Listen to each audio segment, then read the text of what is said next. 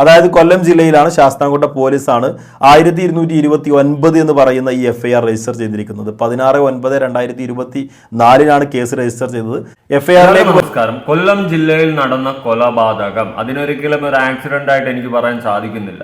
അപ്പോൾ രണ്ട് അപരാധികൾ ചേർന്ന് നടത്തിയ കൊലപാതകം, ഡോക്ടർ ആയ ശ്രീകുട്ടിയും മറ്റൊരു 8 കേസോളമുള്ള ഒരു പ്രതിയായ അജ്മൽ, രണ്ട് അപരാധികളും കൂടി ചേർന്ന് കാട്ടിക്കൂട്ടിയ പരിപാടി, നല്ല ഒന്നാം തരം പരിപാടി, ഡാഡി ഇല്ലായ്മ പരിപാടി എന്നൊക്കെ പറഞ്ഞ് വിശേഷിപ്പിക്കാം.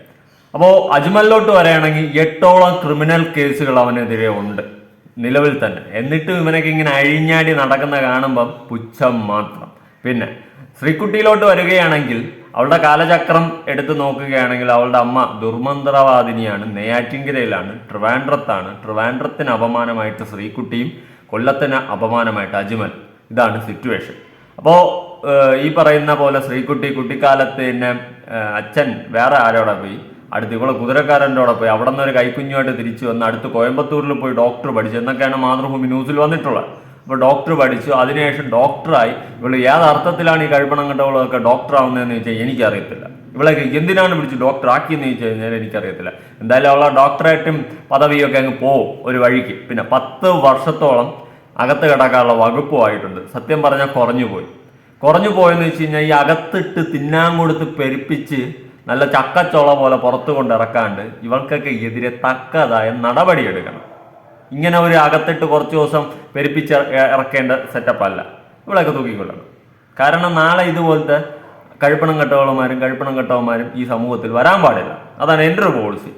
ഇവിടെ ഒരു പാവം യുവതി, അവളെ ഇടിച്ചിട്ടും ആക്സിഡന്റ്, വെള്ളം അടിച്ച് മദ്യപിച്ച് കോൺ തെറ്റി ഈ ആക്സിഡന്റ് ഉണ്ടായതിനു ശേഷം നീ കെറ്റി ഇറക്ക് എന്നുള്ള സാധനം അടിച്ചതുപോലെ എടുത്തോണ്ട് പോവാൻ അജ്മലിനെ പ്രേരിപ്പിച്ചത് ഈ പറയുന്ന ഡോക്ടർ എന്ന് പറയുന്നവളാണ്. ഇവള് ഡോക്ടറല്ല, അത് വെട്ടി ശ്രീകുട്ടി ലെവലാണ് ഈ പരിപാടി കാണിച്ചത്. ഒരു ശരീരത്തിൽ 1 ഇഞ്ച് ജീവൻ ബാക്കിയുണ്ടെങ്കിൽ രക്ഷിക്കേണ്ടവളാണ് അവളുടെ പ്രൊഫഷൻ. അവളാണ് ഈ പരിപാടി കാണിച്ചത്. അപ്പൊ ഇവളൊക്കെ ഏത് അർത്ഥത്തിലാണ് ഇത്രയും ദിവസം ഡോക്ടർ എന്ന് പറഞ്ഞ് ഇരുന്ന് വാഴുന്നത്? ഇവളുടെ അടുത്ത് പോയിട്ടുള്ള രോഗികളുടെ അവസ്ഥ നിങ്ങളൊന്ന് ആലോചിച്ച് നോക്കും. പിന്നെ വേറൊരു കേസ് എടുത്തു പറയുകയാണെങ്കിൽ ഈ അജ്മൽ ഇവളുടെ അടുത്ത് പേഷ്യൻ്റായിട്ട് അവനാണ് ഇവളെ വളച്ചുകൊണ്ട് പോയത്. അപ്പൊ ഇവരുടെ ഡോക്ടറും പേഷ്യൻറ്റും തമ്മിലുള്ള ഒരു എത്തിക്സ് നിങ്ങൾ നോക്കി നോക്ക്. ഇതാണ് അവസ്ഥ. എന്നിട്ട് രണ്ടും കൂടി അടിച്ച് കോൺ തെറ്റി ഈ പരിപാടി. അടിപൊളിയല്ലേ? കണ്ടുകൊണ്ടിരിക്കാനും കേട്ടുകൊണ്ടിരിക്കാനും ഒരു സിനിമാ സ്റ്റൈൽ കഥ. എന്നിട്ട് ഒരു നിരപരാധിയായ പാവം അമ്മയെ കയറ്റി ഇറക്കി തീർത്ത് കളഞ്ഞു ഈ ഒരു കഴിപ്പണം കെട്ടവളും ഈ കഴിപ്പണം കെട്ടവനുമായിട്ട്. എന്തായാലും ഇവൾക്കെതിരെ വന്നിട്ടുള്ള FIR കാര്യങ്ങൾ നമുക്കൊന്ന് പരിശോധിക്കാം. അപ്പോൾ നമുക്ക് അതിൻ്റെ ഒരു നിയമവശം ഒന്ന് നോക്കി നോക്കി. ഇവൾക്കെതിരെ ഇട്ടിട്ടുള്ള FIR, അതായത് കൊല്ലം ജില്ലയിലാണ് ശാസ്താംകോട്ട പോലീസാണ് 1229 എന്ന് പറയുന്ന ഈ FIR രജിസ്റ്റർ ചെയ്തിരിക്കുന്നത്. 16/9/2024 കേസ് രജിസ്റ്റർ ചെയ്തത്. FIR-ലേക്ക് വരുന്ന സമയത്ത് FIR രജിസ്റ്റർ ചെയ്യാനെടുത്ത ഡിലേ വളരെ പ്രധാനമാണ്. അതായത് ഇത്രമാത്രം സോഷ്യൽ മീഡിയയിൽ ഇമ്പാക്റ്റ് സംഭവിച്ച, ഇത്രമാത്രം ചർച്ച ചെയ്ത ഒരു കേസിൽ രജിസ്റ്റർ ചെയ്യാൻ പോലീസിന് ഏകദേശം 10 മണിക്കൂറോളം വൈകി എന്നുള്ളതാണ്. അതായത് FIR ഇട്ടത് ഈ ഒരു സംഭവം നടന്നതിന് ശേഷം 10 മണിക്കൂർ കഴിഞ്ഞിട്ടാണ് FIR ഇട്ടത്. അതുവരെ ചിലപ്പോൾ പിടിച്ചു നിർത്തിയിരുന്നിരിക്കും. വേറെ ഒന്നുമല്ല, ഡോക്ടറല്ലേ, ഡോക്ടർ ഡ്യൂട്ടിയല്ലേ. ഡോക്ടർ ഡ്യൂട്ടിക്ക് അപ്പോൾ അങ്ങനെ FIR ഇടാനുള്ള ഒരു തിടുക്കത്തിന്റെ പ്രശ്നമായിരിക്കും. എന്തായാലും FIR ഇട്ട് അപ്പൊ ഈ ഒരു കേസ് കട്ടയ്ക്ക് നിയമത്തിന്റെ വശത്തുനിന്ന് ഒരു പഴുതുപോലും ഒരു രീതിയിലും പുറത്തു ചാടാനുള്ള അവസരം ഉണ്ടാകരുത്. പിന്നെ ഡ്രങ്ക് ആൻഡ് ഡ്രൈവ് ആണ്. അതിനും തക്കതായ ശിക്ഷകൾ കൊടുത്തില്ലെങ്കിൽ നാളെ സൊസൈറ്റിയിൽ ഇതുപോലെ കുറേ എണ്ണം കുടിക്കും, കുറേ എണ്ണം ആഘോഷിക്കും, ഇതുപോലെ പടമാവും. എന്തിന്? ഞാൻ ഈ ഓണത്തിൻ്റെ അന്ന് എൻ്റെ വീട്ടുനടയിൽ വീണ് 2 പേര്, ഞാൻ വീട്ടിലില്ലായിരുന്നു, വീട്ടിൽ വന്നപ്പോൾ അമ്മയാണ് പറഞ്ഞത്, 2 പേര് എൻ്റെ വീട്ടുനടയിൽ വീണു ഇവിടുത്തെ ഹമ്പിൽ. അപ്പം നിങ്ങൾ അവസ്ഥ ഒന്ന് ആലോചിച്ചു. ഇവന്മാർ കുടിച്ച് ലെവലും ഇല്ലാതെ അങ്ങ് പോകും. ഒരു പ്രായമാണെങ്കിൽ വീണ്ടും ആലോചിക്കാം. ഇവിടെ വന്ന് വീഴുന്ന നല്ല പ്രായമുള്ളവന്മാരാണ് വന്ന് വീഴുന്നിട്ടുള്ളത്, 10-35 മേളിലുള്ളവന്മാർ. അതൊക്കെയാണ് അവസ്ഥ. അപ്പം ഇവിടെ ഇന്ന് കുടിയും പിടിയും ഇങ്ങനെ അങ്ങ് നടക്കും. കുടിച്ച് കൂത്താടി വല്ലവൻ്റെ നെഞ്ചത്ത് കൊണ്ട് ഇടിച്ച് കയറ്റി കൊടുക്കുകയും ചെയ്യും. ഒരു പ്രായം വരെയൊക്കെ ആണെങ്കിൽ നമുക്ക് പറയാം, സ്കൂൾ കോളേജ് കാലഘട്ടങ്ങളിൽ പയ്യന്മാരടിച്ച് കീറിയൊക്കെ പോകും. വെള്ളം അടിച്ച് പോകുന്നതല്ല, അല്ലാണ്ട് പോകുന്നു, ഓവർ സ്പീഡൊക്കെ എടുത്ത് പോകും, അനുഭവം വരും. അങ്ങനെയാണെങ്കിൽ നമുക്ക് പറയാം, പ്രായത്തിൻ്റെ തിളപ്പന്നെങ്കിലും പറയാം. പക്ഷെ ഇതുപോലെ ഓരോ കഴിപ്പണം കെട്ടന്മാർ, ഡോക്ടറും ഇങ്ങനെയൊക്കെ നടക്കുന്നവന്മാരും ഇമാതിരി ഒരു ചെയ്ത്ത് പരിപാടി ചെയ്യുമ്പോൾ നിങ്ങളൊന്ന് ആലോചിച്ച് നോക്കും. വെറുതെ ഒരു പെറ്റി അടിച്ചല്ലേ തന്നെ ഒന്നും വിടേണ്ടത്, തൂക്കിക്കൊല്ലണം. എന്നിട്ട് പോട്ടെ, ആക്സിഡന്റ് വീണ്ടും നമുക്ക് സഹിക്കാം, എങ്ങനെയോ സംഭവിച്ചു. രണ്ടാമത് കാണിച്ചില്ലേ ഡാഡി ഇല്ലാത്ത പരിപാടി, കയറ്റി ഇറക്കി.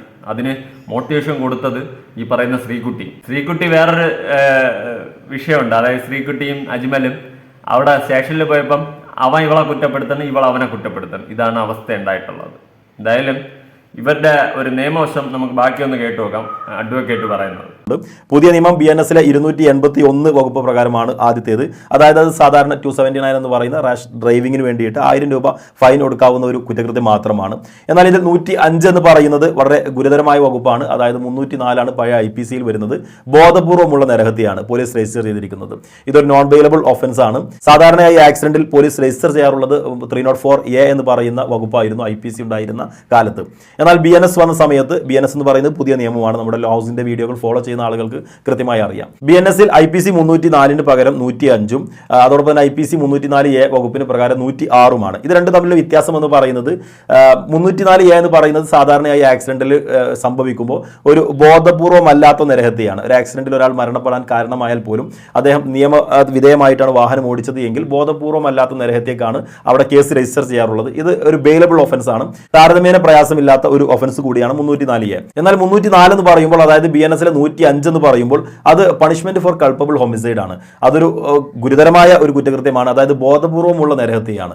അങ്ങനെ ഒരു പ്രവൃത്തി ചെയ്താൽ അത് മറ്റുള്ളവരുടെ മരണത്തിന് കാരണമാകുമെന്ന് അറിഞ്ഞോ അതല്ലെങ്കിൽ ഇന്റൻഷനോട് കൂടിയിട്ട് ചെയ്യുന്ന ഒരു പ്രവൃത്തിയാണ് ഈ ഒരു 304 എന്ന് പറയുന്ന വകുപ്പ് കൊണ്ട് സൂചിപ്പിക്കുന്നത്. അതിപ്പോൾ BNS-ൽ 105 എന്ന് പറയുന്ന വകുപ്പിലാണ് പ്രതിപാദിക്കുന്നത്.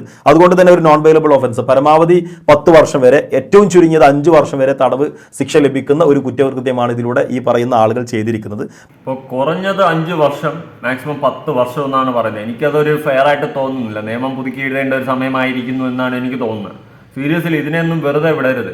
കാരണം ഒരു ആക്സിഡന്റ് ഉണ്ടായി, ഓക്കെ, അതിനുശേഷം മനഃപൂർവ്വം കയറ്റി ഇറക്കിപ്പോ എന്നുള്ള രീതിയിൽ പറഞ്ഞ സാധനങ്ങളാണ്, പറഞ്ഞതും ചെയ്തതുമായ സാധനങ്ങളാണ് ഈ രണ്ടെണ്ണം. അതിനെയൊന്നും ഒരു തരത്തിലും വിടരുത്.